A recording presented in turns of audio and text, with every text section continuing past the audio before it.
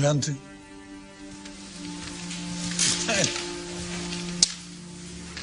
Son los representantes de los portuarios, si no me equivoco. ¿Cómo estás? Señor, mucho gusto. Un gusto. Supongo que no les habrá costado trabajo encontrar la casa de gobierno. El Rosso se ve a la legua, ¿no? Señor presidente, la patronal no quiere escuchar nuestros reclamos. ¿Cuáles son sus reclamos? ¿Una sociedad igualitaria? No somos anarquistas nosotros, pero merecemos un salario digno. ¿Usted podrá interceder? Haré lo que pueda, pero usted sabe que este gobierno no tiene un trato muy fluido con los empresarios, sí. Bueno, pero estoy con la gente del puerto. ¿Quién es ahora? Dígale que pase. Son los representantes de la banca, la industria, el comercio. Presidente, no. No, hombre. No somos todos argentinos. Por otra parte, yo estoy de su lado. Señor presidente, esto es realmente una sorpresa. ¿No pretenderá que haga salir a mis amigos por la ventana? Es que se trata de activistas, señor presidente, son rojos. Sindicalistas, señor. Sindicalistas. Ellos quieren un aumento. ¿Ustedes qué quieren? Orden, señor. Nosotros queremos orden. Queremos ponerle un límite a todo esto, señor presidente. Nadie sabe cómo puede terminar. Es hora que comprendan que se han acabado sus privilegios. Este gobierno no va a cargar contra la huelga, que por otra parte significa la reparación de dolores inexcusables. Bien dicho, señor. Tranquilo, son tiempos de reparación, no de revolución. Señor presidente, pronto. Se lo requiere en la sala de situaciones. ¿Qué pasó? Es Rusia, don Hipólito. Los bolcheviques tomaron el poder. Qué mito. Qué rusos tan oportunos. Estábamos bastante lejos de una revolución, ¿no? Pero habrá algunas reformas que van a hacer historia, ¿eh? ¿Acá, en Argentina? En Argentina y para el mundo. ¿Qué libro te imaginás que había una biblioteca de una universidad pública, una de las más importantes de América, ¿no? En 1918. ¿Qué libros pensás que podría haber en esa biblioteca? Déjame pensar. Este seguro. El Capital de Marx. El origen de las especies de Darwin. Nada de eso. Qué raro. Para darte una idea, en una facultad de la Universidad de Córdoba, yo estudié una materia que era deberes para con los ciervos. Pero eso que en veterinaria, por los ciervos. No, en derecho, con ese. Ciervos con ese. En la Universidad de Córdoba se estudiaba con libros religiosos, se juraba por los evangelios y se celebraba el Día de la Universidad el 8 de diciembre, el Día de la Virgen. Estaba haciendo falta una reforma, ¿no? Sí, se viene la reforma del 18. No eran días tranquilos aquellos de 1918. En ese mundo efervescente y en guerra, los estudiantes de la Universidad de Córdoba deciden que esa casa de estudios es mucho más conservadora de lo que se podía tolerar. La gota que rebasó el vaso fue el cierre del internado del Hospital Nacional de Clínicas a fines de 1917, sitio donde se estudiaba bien y los alumnos del interior tenían comida y casa asegurada. Las protestas confluyen en la formación del Comité Pro Reforma, que declara la huelga ante el rechazo de todas sus iniciativas por parte del Consejo Superior.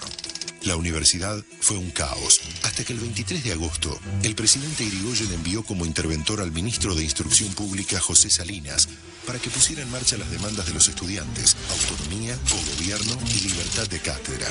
En las elecciones de las carreras se van imponiendo los decanos favorables a la reforma. Sin embargo, a la hora de elegir al rector, la asamblea viola los acuerdos con los alumnos y elige a Antonio Nores, un candidato del conservadurismo ultracatólico. Los estudiantes irrumpen en el salón y declaran una nueva huelga. Nores asume en medio de protestas e incidentes y con la universidad llena de policías. La Federación Universitaria de Córdoba exige su renuncia y difunde el manifiesto liminar que recoge la adhesión de estudiantes, obreros e intelectuales de todo el país. Córdoba se redime. Desde hoy contamos para el país una vergüenza menos y una libertad más. Los dolores que quedan son las libertades que faltan. Finalmente, en julio de 1918, Nores renuncia al rectorado. Nacía una nueva universidad. Los principios de la reforma universitaria del 18 serán: la autonomía de las universidades respecto de los gobiernos, el gobierno compartido por profesores, graduados y estudiantes, la enseñanza libre y gratuita y la libertad de cátedra. La reforma del 18 se extendería como modelo a toda América Latina y sus valores siguen vigentes hasta el día de hoy. La guerra y 2 años de malas cosechas provocan una crisis económica que afecta al campo y miles de obreros rurales se ven obligados a trasladarse a las ciudades en busca de empleo, aumentando la desocupación. Además, entre 1916 y 1919, en Buenos Aires el costo de vida aumenta casi un 100%. Los dueños de la Argentina no les quedaba otra. Tenían que empezar a producir acá lo que antes importaban. Por eso aparecen fábricas como esta, ¿no? Y con la industria crece el movimiento obrero. Exactamente. Para 1916 era uno de los mejores organizados de América Latina. Era mayoritariamente izquierdista y tenía un objetivo final, la construcción de una sociedad sin clases. La clase obrera ya se había recuperado de la sangrienta represión de 1910. Con sus miles de detenidos y deportados, locales gremiales y bibliotecas destruidos y con la prensa obrera censurada. Vuelven las bibliotecas, los payadores libertarios con sus milongas anarquistas. La FORA, la Central Obrera Anarquista, se las ingenia para llevar a todo el país la prensa obrera. Se promueve la lucha, los derechos laborales. La contracultura obrera está viva.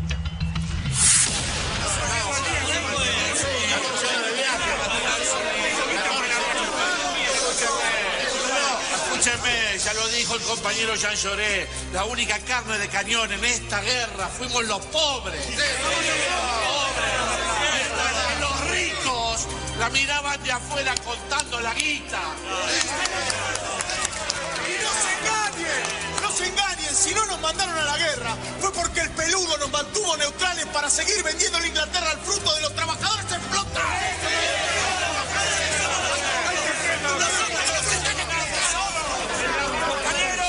Compañeros, conseguí el último número de la protesta. Acá está la verdad. Salí con ese mamarracho anarquista. Acá nos estamos organizando. ¡Viva el sindicato, carajo!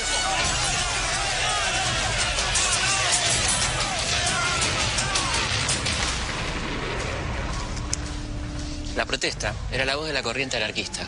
¿Y había otras corrientes? Claro, estaban los sindicalistas, los socialistas. ¿Y cómo era la relación del gobierno con el movimiento obrero? Bueno, yo tenía una mejor relación con los sindicalistas que con los anarquistas y socialistas, ¿no? ¿Y los oligarcas? No, ellos no hacían ninguna distinción. Para ellos todos los obreros eran despreciables.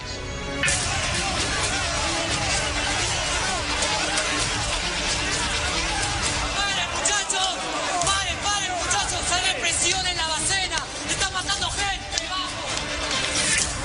Está por comenzar una de las mayores tragedias del movimiento obrero argentino, la Semana Trágica. Hace casi 90 años acá se levantaba los talleres metalúrgicos Pedro Bacena Hijo.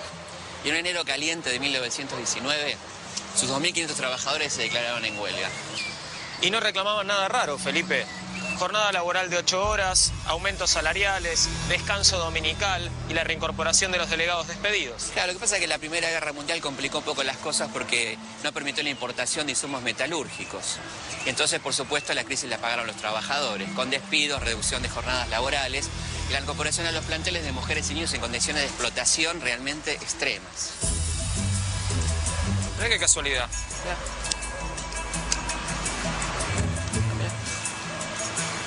El 7 de enero de 1919 a las 16 horas, varias camionetas conducidas por rompehuelgas marchan hacia los depósitos de la empresa en busca de materias primas.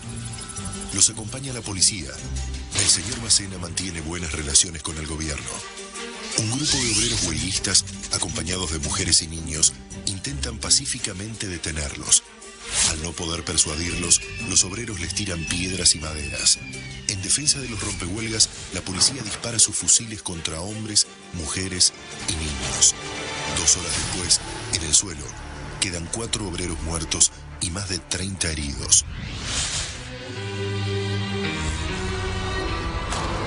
Dios mío. Según la prensa, 110 policías dispararon más de 2.000 proyectiles. Entre las fuerzas policiales hubo solamente 3 heridos leves. La noticia difundida por los gremios y publicada por el periódico anarquista La Protesta. Según el propio parte policial que publica el diario La Nación, ninguna de las víctimas de ese día fue muerta en actitud de combate. Ninguno de ellos estaba agrediendo a las fuerzas represivas. La central anarquista convoca inmediatamente a la huelga general e invita junto a las centrales sindicales a participar en el entierro de los muertos. Ese 9 de enero no había un alma en la calle. Negocios cerrados, no había espectáculos, no había transportes, la basura se acumulaba en la calle. Sí, el acatamiento a la huelga fue total. Había piquetes y actos de protesta en toda la ciudad. Se derriban postes de alumbrado, se vuelcan tranvías. Y se estaba preparando la movilización obrera más grande de la historia argentina hasta ese momento en memoria de las víctimas.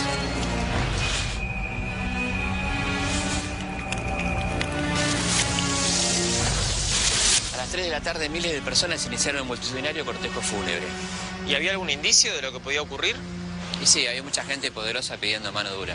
Una tradición argentina. Al llegar a Corrientes y Yatay, en el barrio de Almagro, algunos manifestantes anarquistas gritan consignas anticlericales frente a una iglesia. Adentro hay apostados policías y bomberos que disparan a la multitud y se cobran las primeras víctimas de la jornada. A las 17, la columna obrera llega a la Chacarita. En la primera fila estaban los familiares de los muertos. La gente se fue acomodando ante las tumbas, pero no estaban solos. Detrás de las paredes del cementerio había agazapados miembros de la policía y del ejército que comenzaron a disparar sobre la multitud.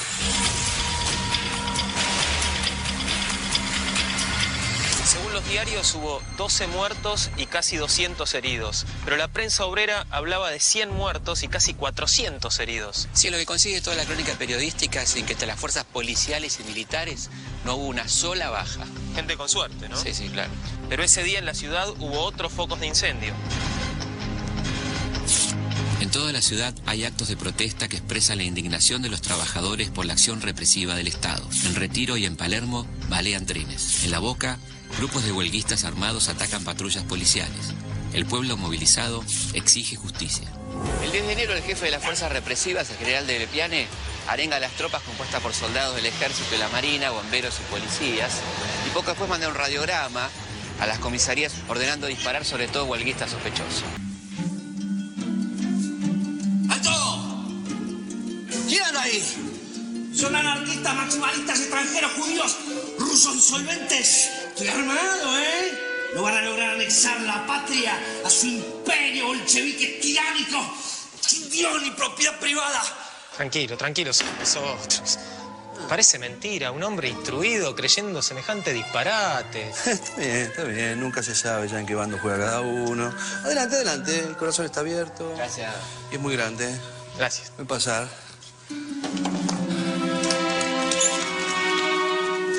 Dictadura del proletariado. Esa manera sin confort de vivir todos iguales. El 11 de enero el gobierno radical llegó a un acuerdo con la fuera sindicalista. Se estableció la libertad de los detenidos, la reincorporación de los despedidos, un aumento salarial y una jornada laboral de 9 horas. ¿Y cómo siguió la cosa? Bueno, la fuera anarquista decidió seguir con la huelga durante unos días. En total la huelga duró 7 días. Y es importante decir algo que habitualmente no se dice. La huelga triunfó. A un costo enorme, pero triunfó. Ahora, una pregunta ingenua, Felipe. ¿Para las fuerzas represivas hubo alguna sanción? No, ni siquiera se habló de errores o excesos. Es más, el gobierno felicitó a las fuerzas policiales y represivas. ¿Querés indignarte un poquito más? Escucha esto.